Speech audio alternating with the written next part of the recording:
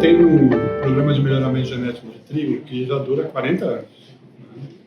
E mais recentemente, vou dizer aí por volta de 2010, nós começamos a trazer os materiais de trigo que haviam sido cruzados, né? E aí é um trigo convencional, não é trigo geneticamente modificado. Começamos a levar para os cerrados. Nós temos uma unidade lá que lembra para os cerrados e começamos a desafiar, o que a gente chama, né, essas variedades de trigo, e elas começaram a se desenvolver muito bem lá nos cerrados. Né? Então essa é uma história que já vem de longa data, e agora, em função da guerra na Ucrânia, né, o mundo, né, percebeu que precisava buscar outros fornecedores de trigo. E aí, com a guerra na Ucrânia, os preços do mercado internacional de trigo subiram e isso estimulou os nossos produtores a produzir trigo na segunda safra.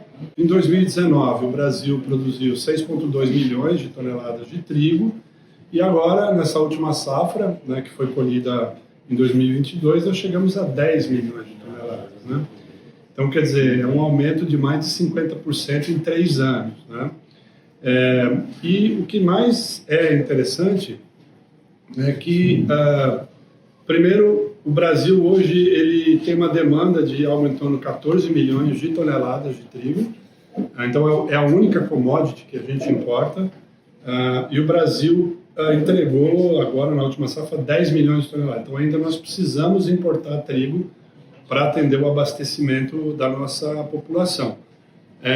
Dos 3,1 milhões de toneladas de trigo enfim, que foram plantadas no Brasil, foram 2 milhões e 800 mil no sul e 300 mil hectares no centro-oeste. E a boa notícia é que a Embrapa mapeou os cerrados, que são o segundo maior bioma do Brasil, né, e viu que nós temos 4 milhões de hectares que se adequam à produção de trigo tropical. Isso eu estou me referindo aqui a áreas já consolidadas. Tá? Então, assim, a gente não precisa desmatar 1 milímetro quadrado de cerrado para produzir o trigo tropical. Nós podemos, em 5 anos, ser autossuficientes, eu acho que nós vamos ser, em menos de 5 anos, autossuficientes na produção de trigo, e em 10 anos o Brasil pode exportar, virar um exportador líquido de trigo. Né? Então, isso é uma trajetória que a gente já viu acontecendo com a soja, né? E agora a gente está vendo com o trigo. Então, nós vamos ter crescimento vertical, que é produtividade, e nós vamos ter crescimento horizontal, né, que é utilizando esses 4 milhões de hectares. Então, assim, o que assusta o mundo, às vezes, né, é que o Brasil ele tem ainda a área que já está consolidada, como é o caso desses 4 milhões. Lembrando, né, os cerrados são 204 milhões de hectares, estou falando de 4 milhões, né, de hectares. Que é uma área que já está consolidada e que a gente pode utilizar para a produção de trigo, nesse caso.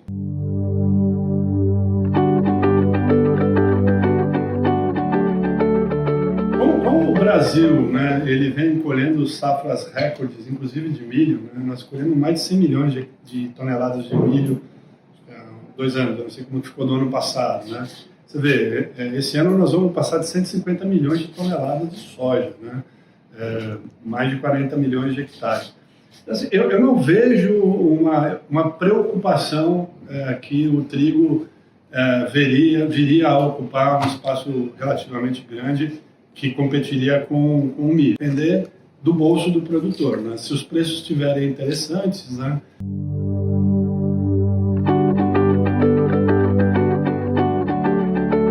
A avicultura e a silvicultura estão sofrendo bastante. Você vê que, salvo engano, né, por ano, né, eles estão trazendo mais de 1 milhão de toneladas de milho do Centro-Oeste para atender a demanda, né, da avicultura do Estado de Santa Catarina. Né. Nós temos trabalhado com cereais de inverno aqui no Rio Grande do Sul para ser uma possibilidade de substituição do milho, né, para a produção de ração.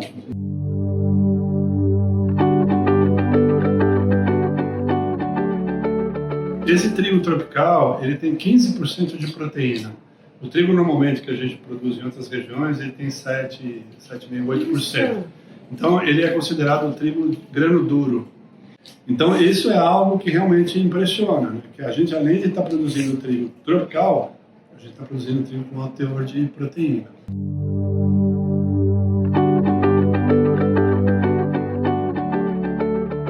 Esse é um excelente ponto. E é algo que ao longo desses 3 anos e 8 meses quase agora, que eu estou à frente da Embrapa, que eu tenho dito, né? A sociedade brasileira investe por ano bilhões de reais na Embrapa para a gente desenvolver soluções, né, para a agricultura brasileira, né? E não é justo que nós façamos a transferência gratuita de toda essa tecnologia para potenciais competidores que estão no caminho entre o Brasil e a China. Eu tenho falado sobre isso, e aí acho que é importante a gente separar em alguns componentes. A gente tem um componente de segurança alimentar e um componente de ajuda humanitária. O que a gente precisa fazer? Eu acho que todos os países, né, estão preocupados, principalmente com essa questão de mudanças climáticas e tal, estão preocupados com a questão da ajuda humanitária e da segurança alimentar. Então, eu acho que assim, nós temos que participar do esforço internacional, né, para ajudar milhões de pessoas, que uma boa parte das pessoas que passam fome estão no continente africano, né, para ajudar a alimentar essa população. Esse é o primeiro ponto. Por outro lado, nós temos um componente comercial e de negócios que nós não estamos sabendo explorar, que deveríamos explorar, né? E aí eu dou sempre 2 exemplos. Na década de 50, os americanos fizeram um programa Aliança para o Desenvolvimento, da USAID. O selo estão 2 mãos assim dadas, chama Aliança para o Desenvolvimento. Então a USAID veio, né, aportou recursos aqui para o Brasil se desenvolver, então, toda a indústria automobilística, né, eu sou do ABC, então Ford, GM, né, montadoras e tal, veio. Então, quer dizer, veio ajuda, só que os americanos trouxeram as indústrias. Depois da década de 60, vieram os japoneses com a JICA, que é a Agência Japonesa de Cooperação, né? Então teve o programa PRODECER, de desenvolvimento do Cerrado, mas vieram as empresas japonesas, né? Então, assim, não existe almoço de graça. O que a gente precisa fazer? E eu já falei isso várias vezes, mas vou falar de novo, né? Nós precisávamos ter uma ação coordenada. Acho que a Embrapa, ela tem uma visibilidade, uma respeitabilidade. Nesses 3 anos eu rodei o mundo, né? Fui em todos os continentes, enfim. E a Embrapa, ela pode ser uma ponta de lança para o setor privado brasileiro, para a parte de genética vegetal e para a parte de genética animal. Então, assim, podemos ir lá, podemos ajudar, mas vamos levar o setor privado brasileiro junto, né? Eu acho que essa é uma oportunidade que nós estamos perdendo.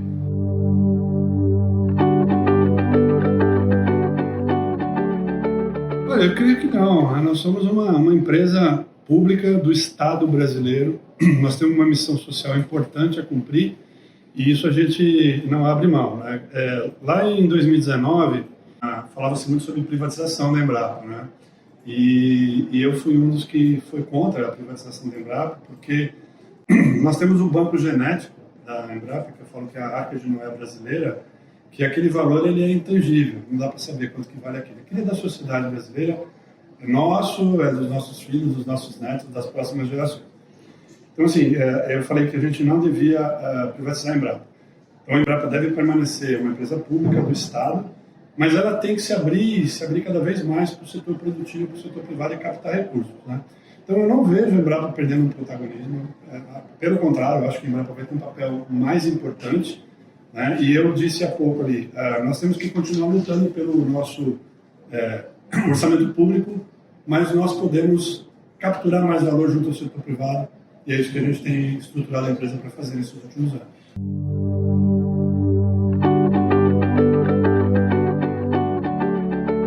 Considerando que nós temos 2.110 pesquisadores, né, nós perdemos talvez 10 pesquisadores aí nesses últimos 4 anos para o setor privado no Brasil e para as universidades americanas, né? Só que isso vem num crescendo, né? Eu digo para você que a remuneração de um pesquisador na Embrapa é muito boa, tá? Digo para você que as condições de trabalho são boas, só que como esse agro brasileiro vem crescendo e como os investimentos são muito grandes no Brasil e o pessoal lá fora vê que a gente tem pessoas altamente qualificadas e capacitadas, né, nós somos o tempo todo assediados, né? E temos que pensar em formas de reter essas pessoas. Uma das formas é dar participação para os nossos pesquisadores nas invenções, vamos dizer, das coisas que eles vão fazer, que inclusive está previsto no Marco Legal de Ciência e Tecnologia, uma questão de implementação apenas.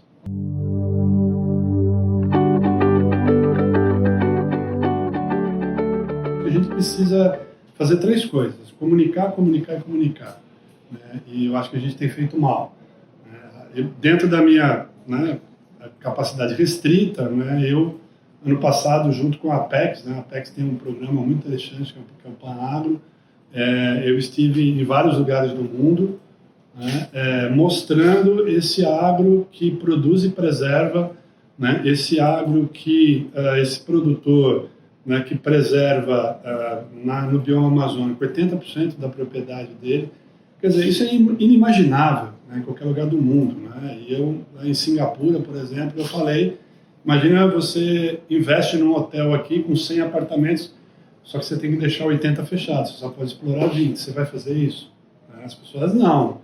Né? Eu falei, então, lá no Brasil, quem é produtor no bioma amazônico, né? E aí, nessa questão da comunicação, vocês sabem melhor do que eu, você tem aqueles que não querem ouvir, então não adianta você falar, né? Ele não vai ouvir, não adianta você falar para ele, né?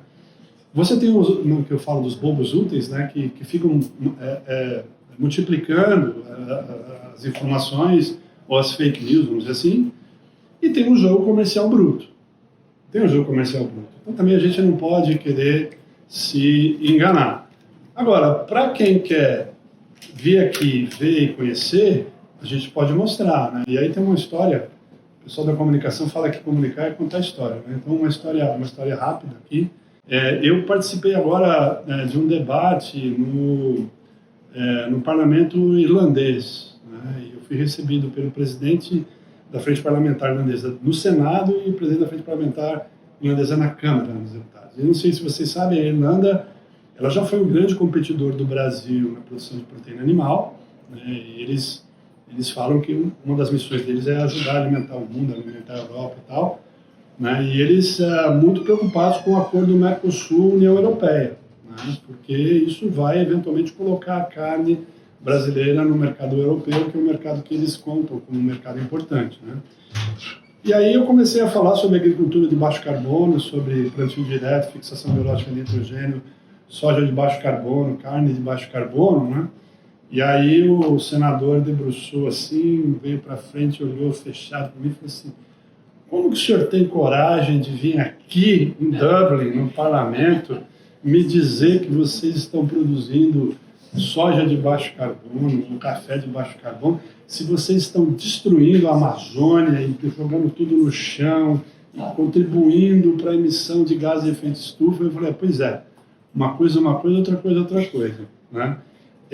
O Brasil precisa fazer o seu dever de casa em reduzir desmatamento ilegal, né, e coibir aquelas pessoas que estão desrespeitando as leis do Código Florestal, e esse é um desafio que nós precisamos fazer. Agora, outra coisa é eu ter uma fazenda lá no estado de São Paulo, no Mato Grosso, né, que tem protocolos de produção de baixo carbono e que tem uma empresa aqui da Europa que vai lá e certifica, né, que ela é uma produtora de carne de baixo carbono ou de café de baixo carbono, empresa europeia, né? E a gente tem esse protocolo, comercializa a carne e ainda vende os créditos de carbono lá para o fundo da Arábia Saudita ou dos Emirados Árabes, lá Mubadala, né?